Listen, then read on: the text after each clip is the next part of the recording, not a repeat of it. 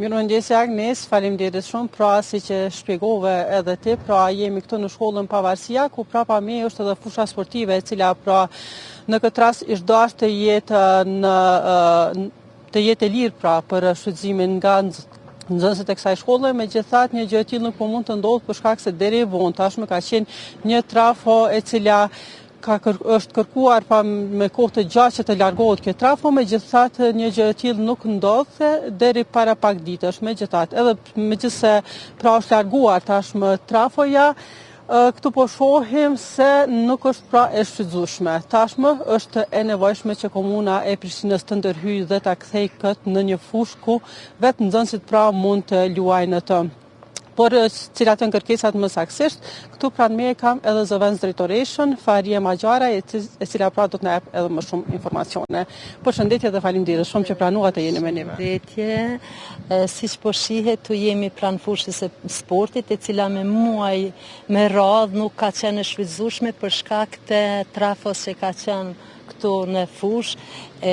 Tash para ca ditësh veç është largu trafoja, edhe pse me vonesë mjaft, e ne që nuk e dim fare ku ka qenë problemi atë keca apo kush, mirë po me muaj me radhë nuk është shfrytzu kjo fush për shkak asaj trafoje. Ma në fund është largu, kujtoj që komuna nuk do të vonohet dhe do t'i kry punimet e veta dhe fusha do t'jetë kujtoj në pranverë do t'jetë në dispozicion të nxënësve për të shfrytzuar, sepse një sallë nuk mjafton për numër kaq të madh të nxënësve. Ndodh shpeshherë 3 klasë brenda një ore kanë me plan dhe program edukat fizike dhe si me shfrytzu një sallë 3 paralele kur edhe numri dihet si është shumë i madh i nxënësve në për paralele, e kjo po paraqet vështirësi me të vërtetë edhe të mësimdhënësve dhe të nxënësve, po shpresoj që në pranverë do t'jetë gatshme për të shfrytzuar edhe kjo fushë, e kujtoj që e lehtëson pastaj pak a shumë punën.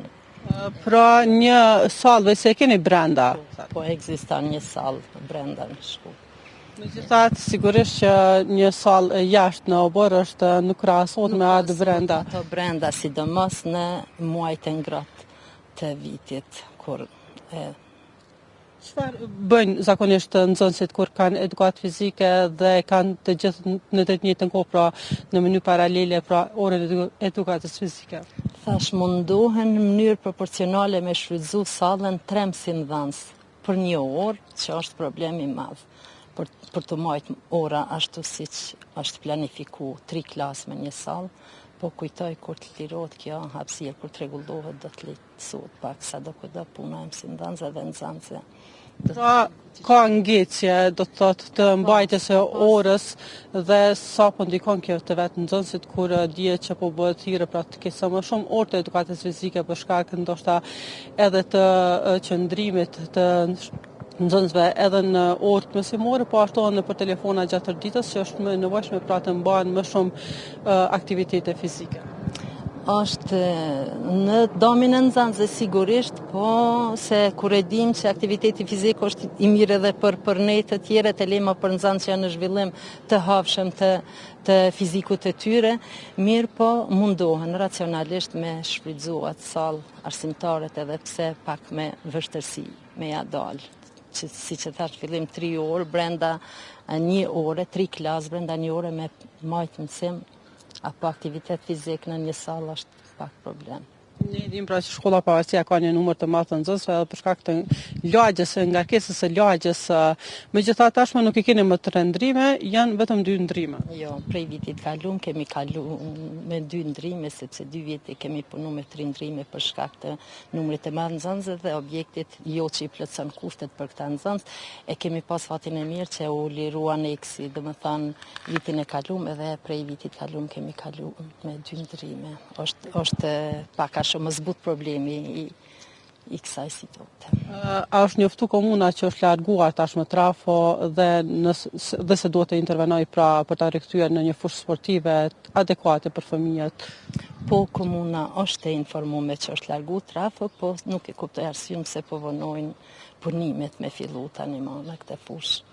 A ka premtime që vise kanë me fillu ose ka një kontratë të tillë që mund fillojnë për të punuar? Po, premtimet janë edhe shpresoj që një tarë më shumë të afër do të fillohet të punohet në këtë aspekt. A ka ndonjë kontratë që është nënshkruar diçka apo ende jo? Po, është kontrata që është nënshkru, është bë marrëveshja dhe është i presim me ardhmë me fillu me punu. Pra gjitha janë vetëm punimet ende nuk kanë filluar. Punimet do të fillojnë. Sa do të zgjasin, a ju kanë treguar?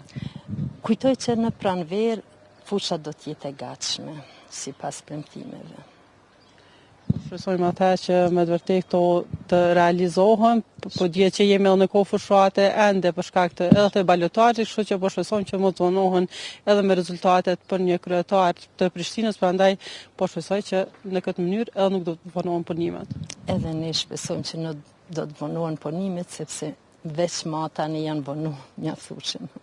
E nuk do të ketë tani tutje më vonime. Shpresoj që do të jetë gjithçka gati në sinën e pranverës. Atëherë, zonja Maxhari, faleminderit shumë për këto informacione dhe për këtë kërkesë që e keni për komunën e Prishtinës, po shpresojmë që shumë shpejt pra të përfundojë gjithçka dhe nxënësit të kthehen normalitetit sa i përket të gjitha lojanteve. Faleminderit edhe juve, gjithë mirat për ju. Shpresoj që do të kryhen këto punime sa më shpejt dhe salla do të jetë e disponueshme për nxënësit. Atëherë, Agnesa, me këto informacione unë po e kthej linjën tek ju.